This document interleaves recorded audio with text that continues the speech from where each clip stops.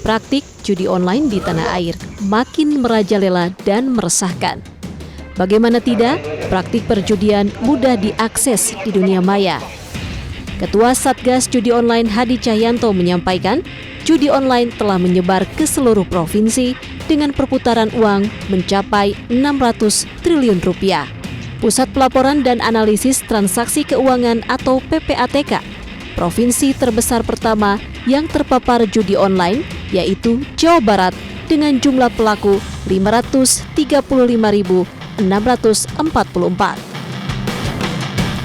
Ya, kita menemukan itu lebih dari 1.000 orang. Maraknya judi online ternyata tidak hanya meresahkan di tengah masyarakat saja. Di legislatif, PPATK mencatat ada 1.000 oknum anggota DPR yang bermain judi online dengan total jumlah transaksi mencapai hampir 25 miliar rupiah. Lebih miris, Komisi Perlindungan Anak Indonesia bersama Pusat Pelaporan dan Analisis Transaksi Keuangan merilis data terbaru tentang transaksi judi online yang melibatkan anak-anak dengan total nilai transaksi ratusan miliar rupiah. Sebanyak 1.160 anak usia di bawah 11 tahun terdata bermain judi online dengan nilai transaksi mencapai 3 miliar rupiah. Indonesia memimpin statistik pemain judi online terbanyak di dunia dengan jumlah mencapai 3,2 juta orang. Pelakunya sebagian besar berasal dari kalangan menengah ke bawah. Perlu langkah signifikan untuk menghentikan judi online agar dampak sosial yang merugikan masyarakat serta kerugian negara yang kian besar dapat segera ditekan.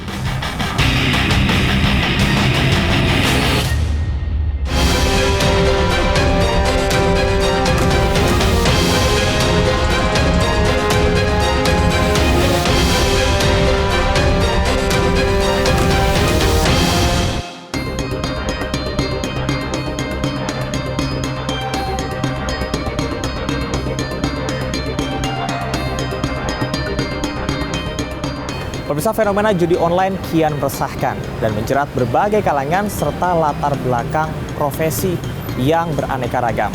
Mulai dari mahasiswa, anak-anak, tua muda, laki-laki perempuan, bahkan menjerat guru sampai dengan anggota DPR. Adapun yang meresahkan, tentunya judi online sangat berpengaruh terhadap aspek psikologis, ekonomi, bahkan bagaimana interaksi di antara masyarakat. Dengan sistem yang sudah terstruktur, maka kemenangan judi online hanyalah bayang-bayang semu dan merupakan iming-iming semata. Hari ini saya akan berbincang bersama dengan mantan bandar judi di Thailand yang saat ini sudah memilih jalan lain. Kita simak perbincangan bersama dengan Ustadz Koh Dennis Lim.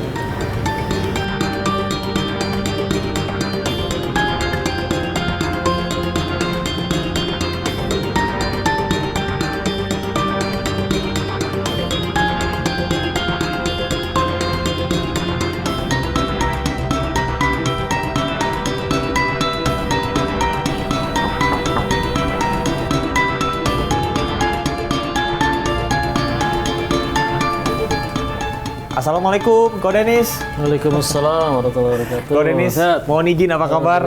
Saya Camar Dewan Orwan, terima kasih sudah bergabung dengan Orwan. Oke, ini lagi apa nih? Lagi sibuk nggak? Lagi santai aja ya? Baca-baca aja tadi. Oke, pemirsa, ini pertama kali saya ketemu sama Ko Dennis yang katanya Ustadz Song Joong Ki. Masih santri. Aslinya asli Bogor apa gimana nih? Iya, darahnya aja Tionghoa, tapi lahirnya di Bogor. Oke, jadi orang Bogor, orang Korea atau orang Thailand nih? Katanya orang Thailand juga nih. Kewarganegaraan KTP sih Indonesia. Darahnya keturunan Tionghoa, tapi ya itu mah nggak bisa milih lah. Mau terlahir di mana, keluarganya siapa, tapi kita bisa milih mau wafat dalam keadaan seperti apa. Mudah-mudahan husnul khotimah. Amin, luar biasa. Ini baru opening aja udah memberikan berkat dan juga inspirasi yang luar biasa. Sehat ya? Masih diizinin ya? Sehat, alhamdulillah. Ustadz Camar sehat? Alhamdulillah. Ini juga saya pertama kali ketemu Ko Dennis itu berasa ini juga. Tadi sebelumnya kita sempat ngobrol juga kan. Iya. Berasa saya ketemu sama teman-teman saya yang di Thailand karena dulu juga pernah tinggal di Thailand. Nah, kalau Ko Dennis gimana nih? Dulu di Thailand juga apa gimana? Iya, di Thailand waktu yang salah jalan lah dulu buka usaha. Salah jalan ya. Buka usaha yang perjudian. Jadi 3 tahun lebih lah di sana. Oke, 3 tahun. 3 tahun lebih. Di Thailand ya. Iya, itu pun sebetulnya kan bukan di Khung Thep-nya, bukan di ibu kotanya, tapi perbatasan antara Thailand sama Kamboja. Ya. Itu pada saat itu di tahun 2014 ya. 2014. Judinya bandar judi biasa atau judi online pada saat itu sudah ada? Kita punya dua-duanya tapi besaran di online. Oke, jadi judi online sudah ada dari 2014 udah marak artinya ya? Sebetulnya dari yang saya tahu ya 2004 itu ganti Kapolri waktu itu Indonesia, jadi akhirnya ditutuplah semua perjudian yang offline, yang ada kasino yang datang secara fisik ya. Terus akhirnya kan di zaman itu juga warnet udah mulai banyak, akhirnya larilah ke online.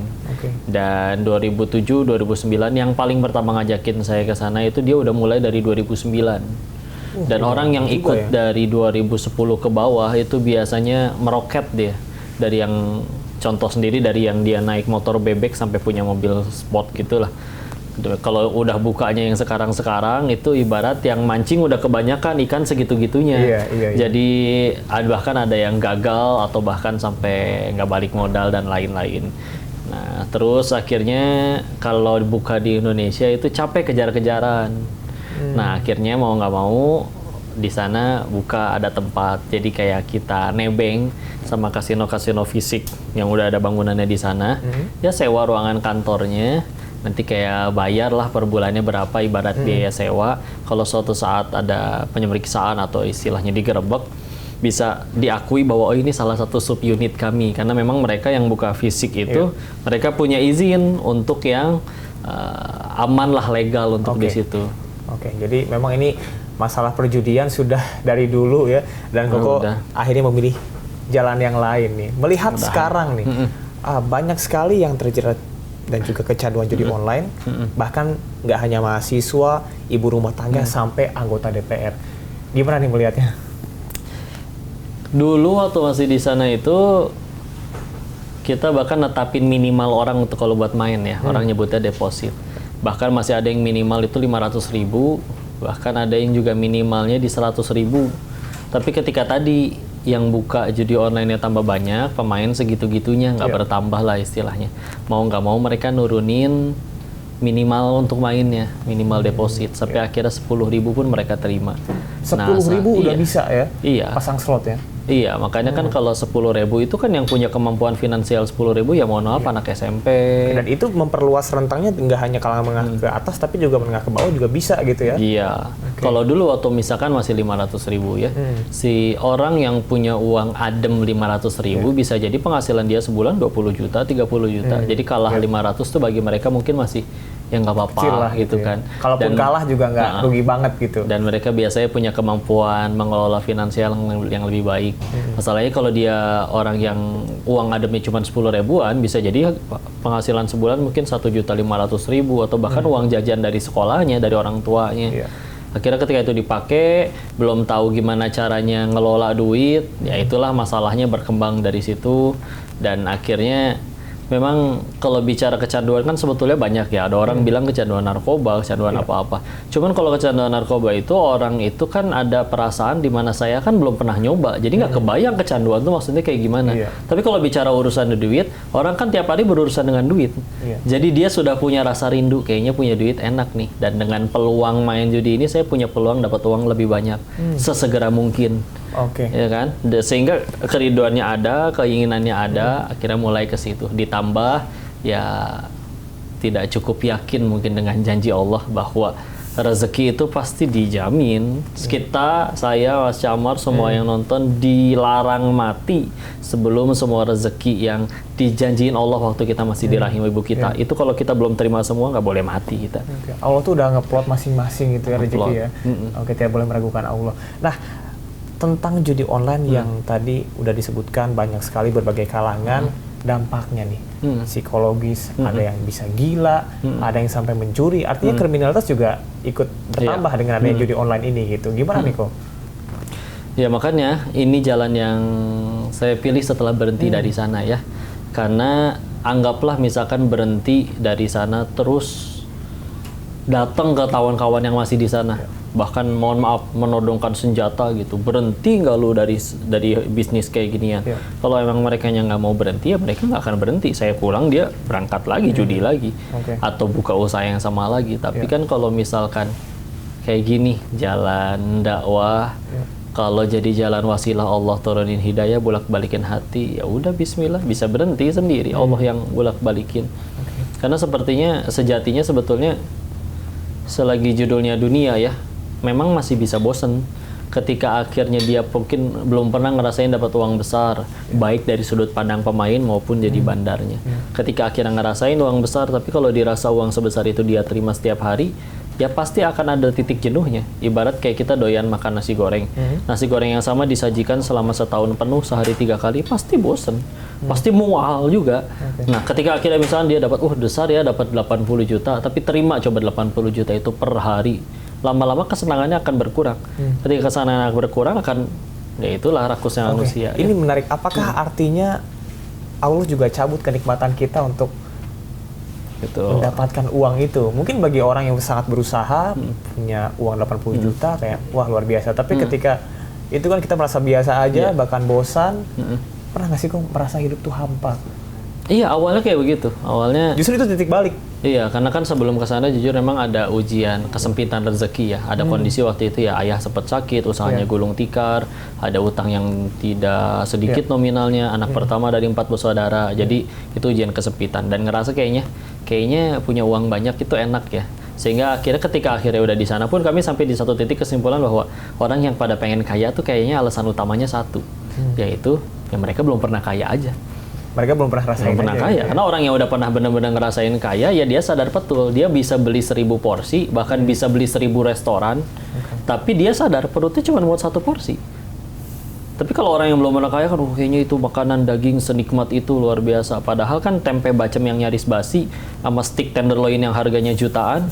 Kalau mau jujur bedanya kan cuma 5 cm di sini doang. Begitu udah ketelan, sama aja, apalagi pas keluar, sama-sama bau.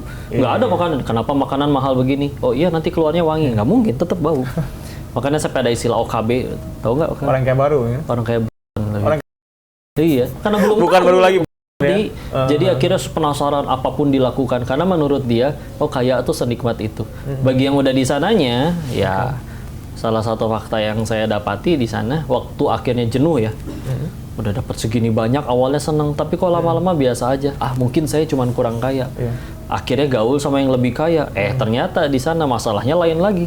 Ada yang anaknya mohon maaf canduan narkoba, ada yang istrinya lari dengan laki-laki lain, baru dibeliin istrinya mobil mewah baru, tapi dia bawa mohon maaf bawa berondong berzina di situ istrinya. Jadi nggak ada yang berakhir dengan bahagia. Nyari sampai bersikeras ke beberapa kasino yang udah ada di sana. Dan pengen tahu, masa sih nggak ada yang berakhir tetap bahagia, dikelilingi anak cucu hangat, nyaman, damai, tanpa ada masalah. Yang ditemuin malah, ini kemana pendiri kasino yang ini? Oh, dia udah mati kena HIV AIDS. Ini kemana pendiri yang ini? Ya kan agak gila ya, anak-anaknya overdosis narkoba semua. Nggak ada yang berakhir bahagia. Beneran nggak ada yang berakhir bahagia. Dunianya mulai membosankan. Yang udah di situ juga nggak pengen selamanya. Yang udah benar-benar lebih lama nggak ada yang happy ending. Saya kehilangan alasan untuk tetap di sana. Jadi ya tetap berarti saya cepat atau lambat harus berhenti juga dong, nggak mungkin gitu selamanya. Di akhirnya sudah berhenti. Baik, artinya dari titik balik tersebut ada kok memilih jalan lain. Kalau bisa diceritakan kembali, mohon izin kok. Pada saat itu ayah Anda juga buat kasino di Indonesia ya? Dulu salah satu yang terbesar itu masih kecil. Tahun berapa tuh? Itu berarti 2004 ke bawah. Saya kan lahir 91. Ya, dulu bahkan kan belum ada internet, nggak kayak sekarang ya. Sekarang tiap handphone pegang internet ya. Jadi semuanya ya serba via telepon. Taruhannya pun mungkin lebih ke ya sepak bola. Tapi ya sudah ada, jaringannya sudah ada. Atau kalau mau dibuat tempatnya, ada yang nyediain tempat entah di parkirannya, entah di garasinya, atau di rumah salah satu orang yang mau sponsorinnya. Mereka taruhan lah di situ, bawa uang cash, kartu, dan lain-lain. Jadi setelah sudah ada. Dan memang dulu ya orang Tionghoa datang ke Indonesia kan ada, mereka tuh nggak punya pilihan, mau nggak mau ada yang kayaknya dari dagang, tapi kalau tidak sanggup untuk ya jualan, dagang, nah akhirnya mau nggak mau dengan jalan yang biasanya memang ya dari dunia hitam lah. Akhirnya dari seperti itu. Nah akhirnya nggak sedikit yang akhirnya tergelincir kepada hal-hal kayak gitu. Dan memang tapi berhenti ya. Satu hal selain bukan hanya karena waktu itu ditutup karena ganti Kapolri, juga memang waktu itu adik perempuan yang bungsu lahir, jadi kayak punya alasan untuk wah nggak mau lagi deh, karena biar gimana kan anak. Jadi gitulah. Ya, selalu ada jalan Tuhan ya untuk menyediakan hambanya. Nah, judi online yang sempat Koko sebutkan juga bahwasanya sudah terstruktur sistematis, sudah diatur bahwa mereka tuh sebetulnya akan kalah gitu. Mereka hanya dikasih untung aja untuk beberapa saat, tapi pada akhirnya ya akan sengsara gitu. Gimana tuh sistematisasinya itu seperti apa kok? Sebetulnya tanpa kita ngerti sistem IT-nya, nggak ngerti codingnya, dari secara akal juga kita bisa mikir sih. Itu kan si bandar kan, web judi kan nggak tiba-tiba ada dong. Nggak mungkin dibikin oleh jin dong. Ya sih, orang manusia juga kan. Nah, selagi dia manusia berarti punya nafsu juga dong. Dia pengen beliin siapanya, orang yang dia sayang ya, dia pengen beli ini itu, dia pengen punya banyak duit juga.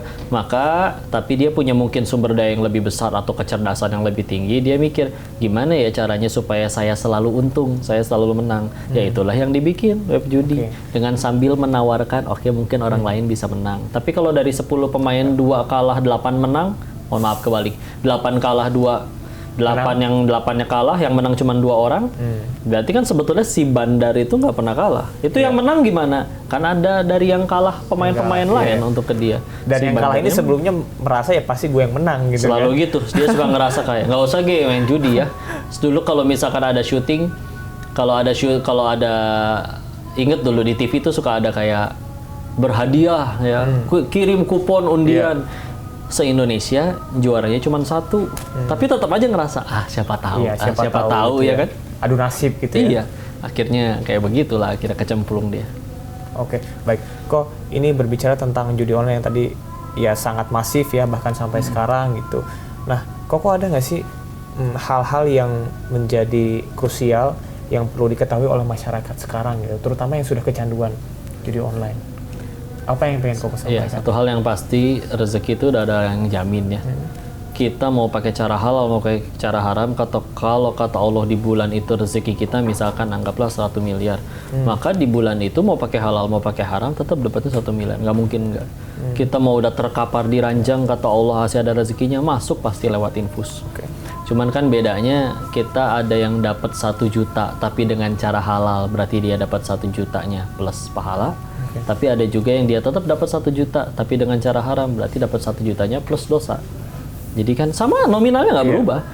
Jangan berarti kalau misalkan saya jualan narkoba nih, saya main judi nih, iya dapat nominalnya. Kalau Allah izinnya yang ketelan oleh perut kamu itu cuma 10.000, ya sisanya gampang. Anaknya belajar nyetir, nabrak akhirnya harus buat rezeki bengkel, bukan rezeki dianya, titipan semuanya sebentar. Yang jadi rezeki manusia kan cuma 3, yang kemakan jadi kotoran, yang dikenakan jadi usang, dan yang diinfakkan di jalan Allah. Maka udah yakin aja rezeki kita itu di Allah, bukan di Dewa Zeus, apalagi di bandar slot, jadi nggak mungkin ada di mereka. Dan semua yang tadi disampaikan itu pilihan yang bisa kita kendalikan ya? Bisa banget. Memilih kan nggak ada kan yang setiap kali pengen taruhan, saya nggak mau judi tiba-tiba bandar judinya ngirim tukang pukul gitu, nyekek anak kita, taruhan nggak? Kalau nggak gue cekeknya. Nggak ada kan? Dia datang dengan sukarela, jadi aslinya yang pada dengan sadar gitu ya? Iya, masalah dibuat sendiri. Gimana caranya berhenti? Berhenti, jangan depo, selesai udah. Karena kalau kecuali setiap kali kita berhenti main, tadi dikirimin tukang pukul buat ngancem anak dan istri kita. Tapi kan enggak. Datang dia dengan sendiri. Menang juga dibayar lagi kalau misalkan dia menang. Oke, baik. Artinya jangan pernah memulai juga ya. Jangan pernah memulai. Oke, setelah ini kita akan bahas juga tentang bagaimana tidak hanya menjaga diri kita, tapi juga menjaga orang-orang di sekeliling kita. Anak-anak kita, teman-teman kita, saudara kita, dan lain sebagainya. Setelah ini tetap di One on One.